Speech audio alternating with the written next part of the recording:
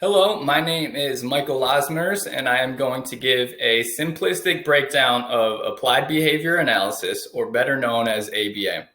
A little bit about my background history as a special education teacher. I've been a special education teacher for the previous 7 years. 3 years of this was spent in Florida as a special ed teacher in a self-contained unit that mainly taught students who have been identified as having autism. As I moved up to Connecticut, I've just recently been teaching in a program for students who are identified as having emotional disturbance. My previous experience with applied behavior analysis started when I was teaching students with autism down in Florida, and I was lucky enough to be able to pretty much be the mentee of an awesome behavior analyst who was able to teach me basically everything that she knew about ABA. And I've been able to take that knowledge and carry it over to me through all of my teaching. Even though I'm no longer teaching students with autism, it's still something that I use on a daily basis and I routinely count on for my teaching. I'm sure that most of us already use ABA, whether we know it or not. And a lot of parents use applied behavior analysis. So I want to go through and kind of see what is ABA, why use the ABA, and how to use ABA. So what is applied behavior analysis? ABA is basically a scientific-backed, research-backed program where the main goal is to eliminate socially unacceptable behaviors or behaviors that can be deemed harmful to the individual or harmful to the environment, and then increase the helpful behaviors or the socially acceptable behaviors.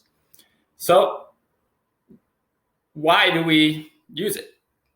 So we kind of just talked about that, but it's used for more than just that. It's used to increase learning and academic goals, increase language and communication skills, improve social skills. It decreases any behavioral concerns. It can help improve motor skills. It can help improve self-care skills.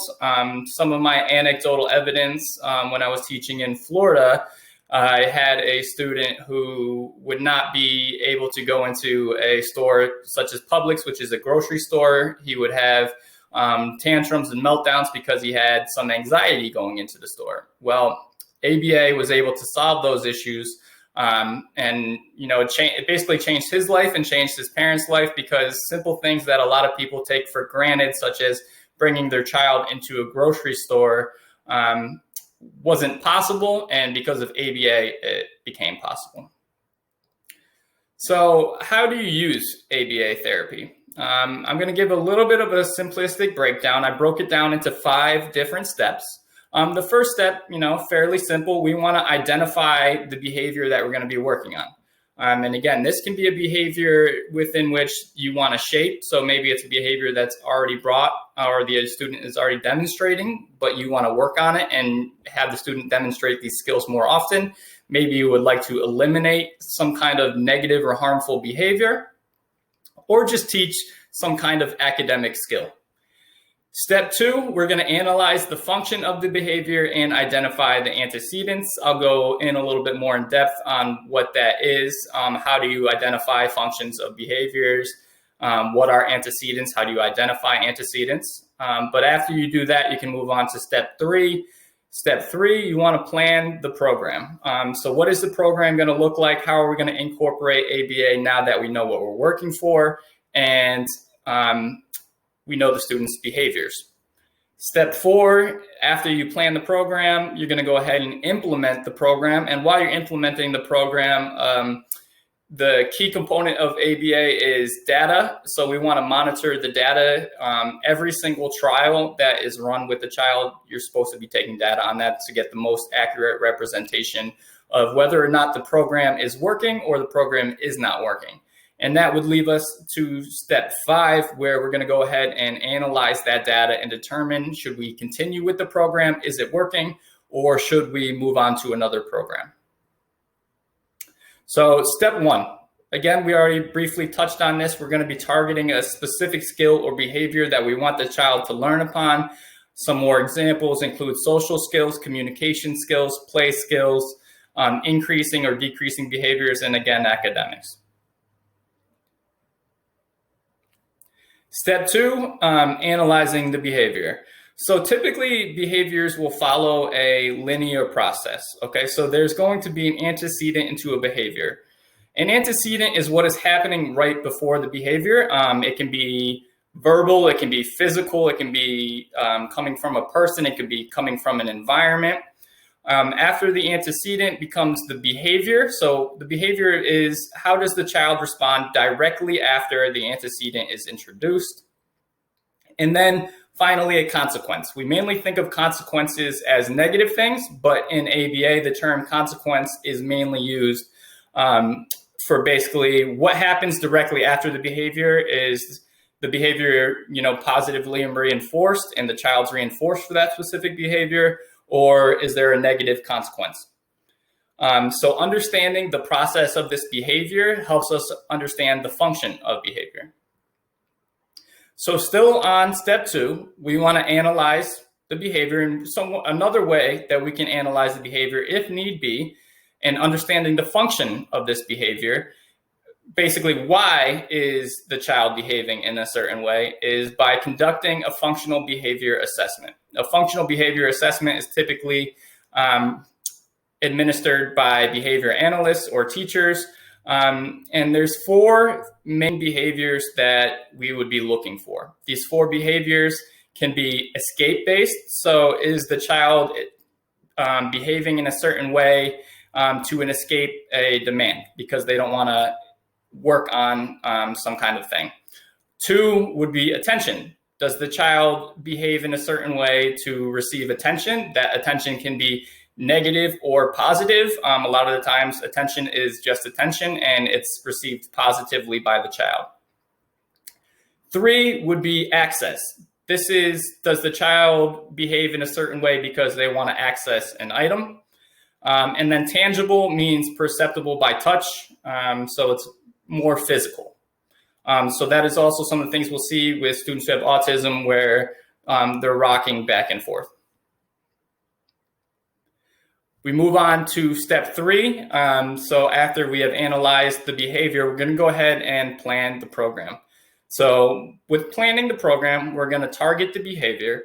We're going to customize the program by assessing skills and preferences for positive reinforcement.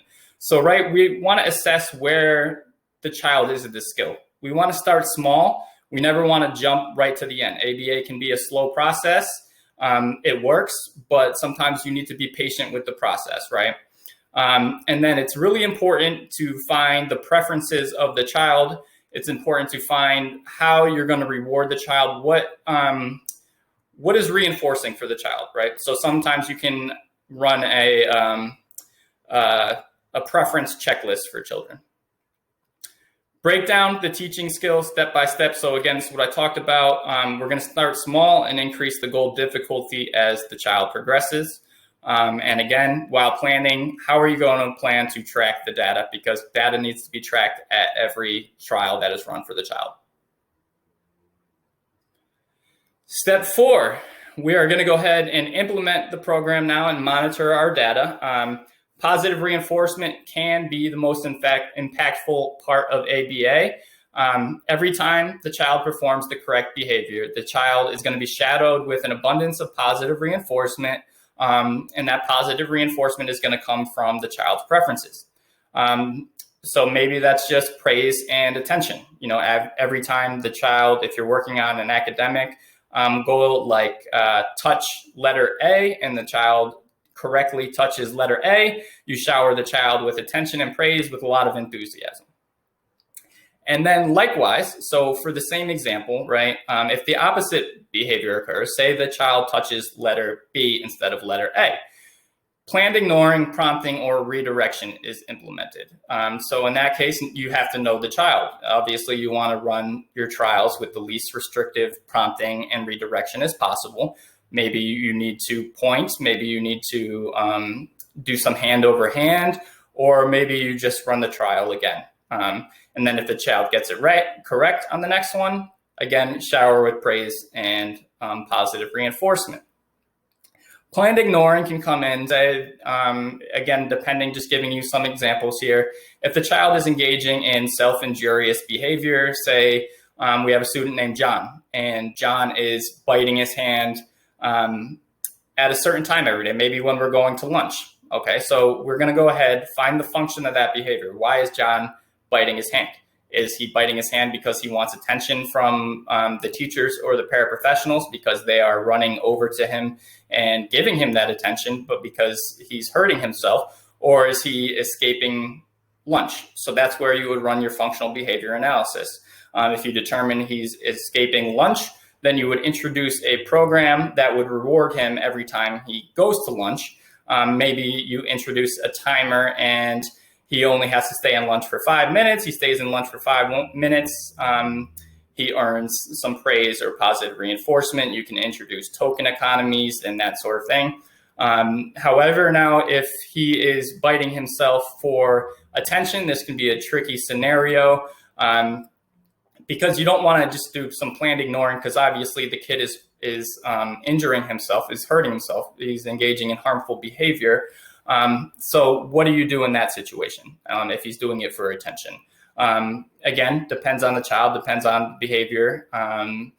But some of the things that you might do is obviously redirect the child, help him stop hurting himself, but don't give him, try to ignore the behavior as best as you can while helping him at the same time.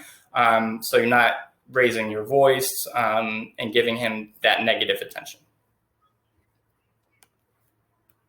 And finally, when the program is ended or the program is moving on, maybe you've done it for a couple of days, maybe you've done it for a couple of weeks or a couple of months. If the data is showing the child is improving upon the targeted skill or behavior, we're going to continue with the plan, obviously. And then if the data is showing that the child is not improving upon the targeted skill or behavior, it's time to go back to the drawing board and figure something else out. So that's my presentation on applied behavior analysis.